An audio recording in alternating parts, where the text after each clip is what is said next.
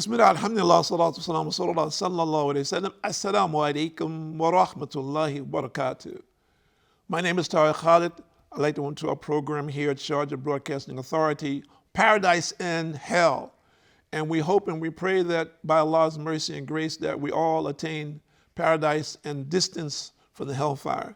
And this is all by Allah's mercy, and we are seeking His mercy, and we ask Allah for His forgiveness for our sins, and that we be among those who He favors, and that all of our viewers, that similarly, that Allah guides you all to this truth, and specifically those people who are looking at our programs who are non-Muslims, that this will be a means of enlightening your heart and guiding you to this truth, and that all of the Muslims who look into programs, that you see yourself as a guiding light for those people who are not Muslim, and that you take it upon yourself to talk to people about this.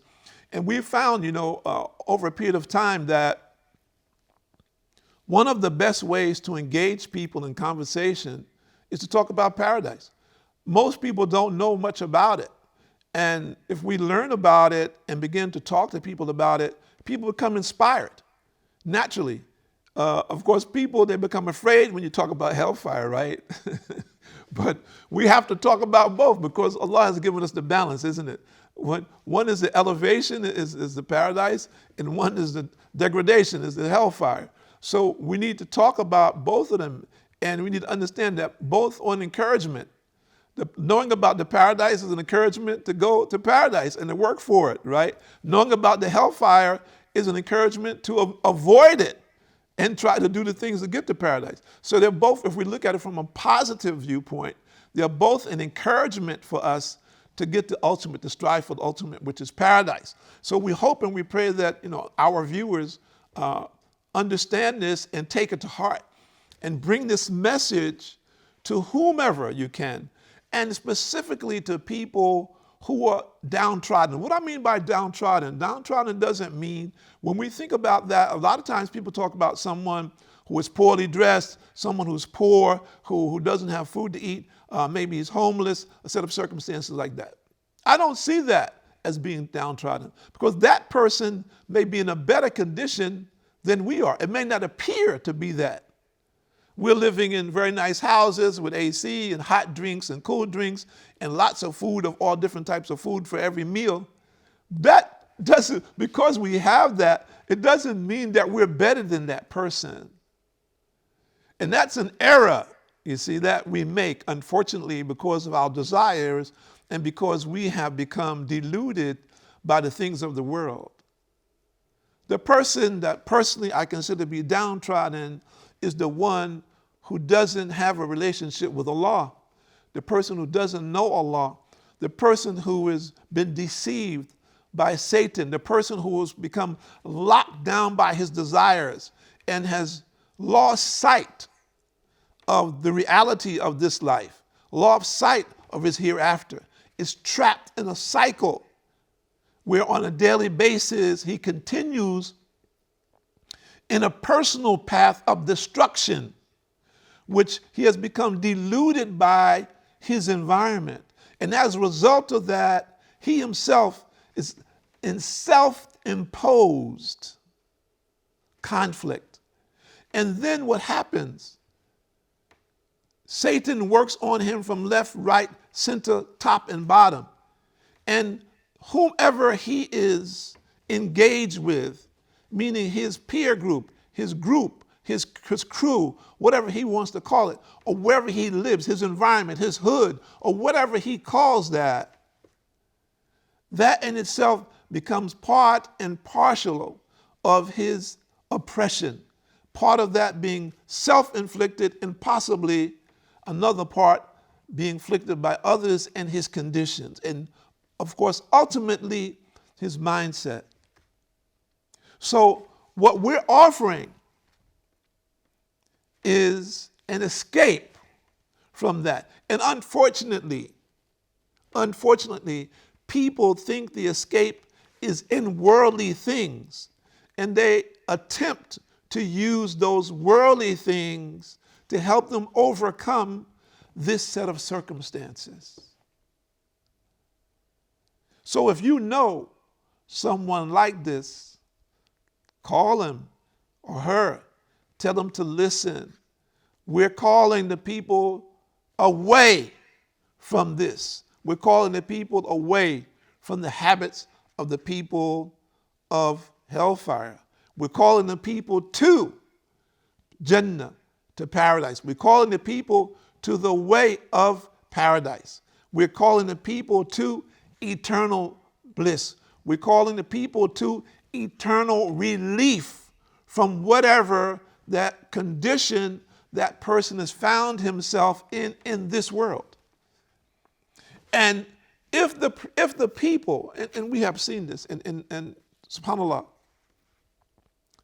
it's so painful. It's so painful. We've seen, people and known people who they have become slaves of their passions and unfortunately slaves to others because of their misunderstanding of who they are, misunderstanding who their Lord is, and how to develop that relationship. And this can happen in many ways, shapes, and forms, as we well know. But many people don't identify it in this way. Why? Because of the illusion that has been perpetuated by part and parcel the screens. These screens. Many of the people, and you hear about it often, many of the people who are promoted, for lack of a better description, and you see on these screens and have become famous, are living in this same set of circumstance. They have become deluded by their existence. And as a result, their connection with Allah, if they ever had a connection with Allah, they have made bad choices. And those choices have taken them further and further away from the belief of Allah. So what has it done? It has taken them further and further away from paradise. And what does that do? It takes them closer and closer to the hellfire. There's just recently a very famous, and I'm not going to mention his name because there are many, there are many, but just recently one very famous rapper died. He was still fairly young. He had issues. He had issues, substance abuse. His issue was substance abuse, as so many people. And I'm identifying this. Why? Because there are so many people who have issues with substance abuse, and so many people who know people that have issues with substance abuse. And anyway, to make a long story short, eventually this led to his death, his demise. And part and parcel of substance abuse is Satan whispers in your ear that, hey, you can't get free from this. This is you. You like this. You love this. This is your world, baby. This is who you are. Look at all the people out there, those people who become famous. Look at all the people out there, how they adore you, how they love you. But internally you're dying inside. You're burning inside because all that glitters is not gold. And the people are seeing this, but internally you're in total conflict. But Satan is whispering to you, and your desires are clinging, and you have become addicted to both a lifestyle, the substance, your surroundings, the people who were with you. So what do the people in substance abuse say? To clear the path away from substance abuse, there's three basic things that you have to do. You have to change the people that you interact with. And we have, Hadith talks about, relatively, it talks about more or less, that if you are around a blacksmith, and today we may not find blacksmiths, but you say someone who's working with metal, He's welding, if you've ever seen welders as an example. And you see the sparks and the smoke and everything that comes off steel when he's welding, an example. And he has usually an apron made of leather or something, leather gloves, a hood. And all of this, what happens, there's a particular smell that comes with that. It's not something that you want to go around people with. Most welders, they have a suit and everything they wear when they're welding. They take everything off. You don't have some other clothes on it, or they change their clothes because of the smell.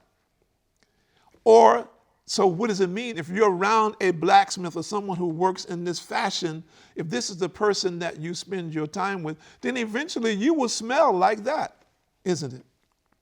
But if you're around a perfume merchant, someone who is selling perfume, don't you think eventually some of that's going to rub? He's going to say, here, brother, take some of this. This is something new I got. I want you to try it. Smell it. Isn't that nice? What do you think about that? You're going to say, yeah, I like that. He said, well, take this one. You can have it. You're a free sample. So if you're around the perfume merchant, eventually you're going to smell sweet, even if you're not a person that's really into perfume or you're not really hygienic. And we hope that that is not the case. So similarly, the people who we congregate with, is it essential? And in some instances, people don't have a choice because of their family. And their family are into all kinds of devious acts which are away from the remembrance of Allah. The places, and we know that there are places where people congregate to involve themselves in illicit activities which take them away from the remembrance of Allah. Those activities which they think Allah is not aware of, they go away to do them thinking Allah doesn't know it, or they don't care whether or not Allah knows or not. They think they're hiding from the public view, but they're engaged in sinful acts, which of course are recorded by the angels. The things that we do, meaning what does a person do? And in many instances, people go below their dignity and their honor. And there are many people who were recognized as honorable people who, when they become connected to substance abuse, they take a hard fall. In many instances, those people are found out and it is made known to the public about their deeds and actions, as we see in the media. And there are a number of people that this has happened to. So I'm talking about this because this is a reality that we are faced with today, and many people are not identifying it and they're not connecting it. So we have a disconnect. And our disconnect from Jannah and Nar, our disconnect but from paradise and hellfire, our not having the reality that there is hellfire, that there is paradise, that you have choices, regardless of your present condition, regardless of your situation, regardless of where you've been born, how you've been raised, where you live, what language you speak, how you look, how much money you have, how much education you have, or how little education you have, you can get to paradise. The choice is yours. You have to look at what choices are you making. You have to look at the right choices based on your set of circumstances. And this is also one of the evils in our relationships. We have a tendency to choose companions who give us bad advice. And we value that companion and his advice, and that advice takes us astray.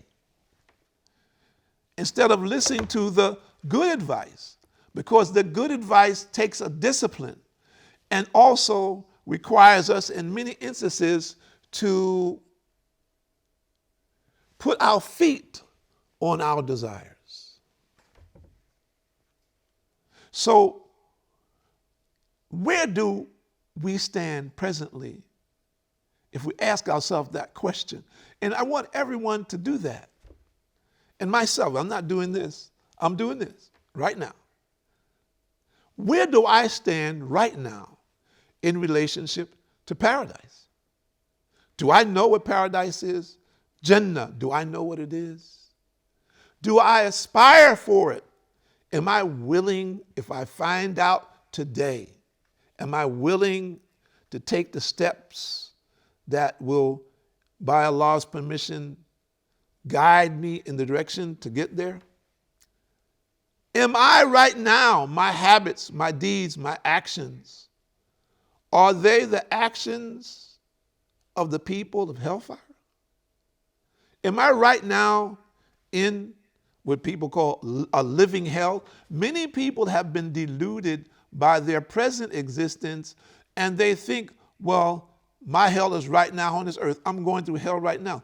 If you feel that your life presently is hell, and you are doing the actions of the people of hellfire, then this is nothing. This is not like a speck of sand related to the hellfire.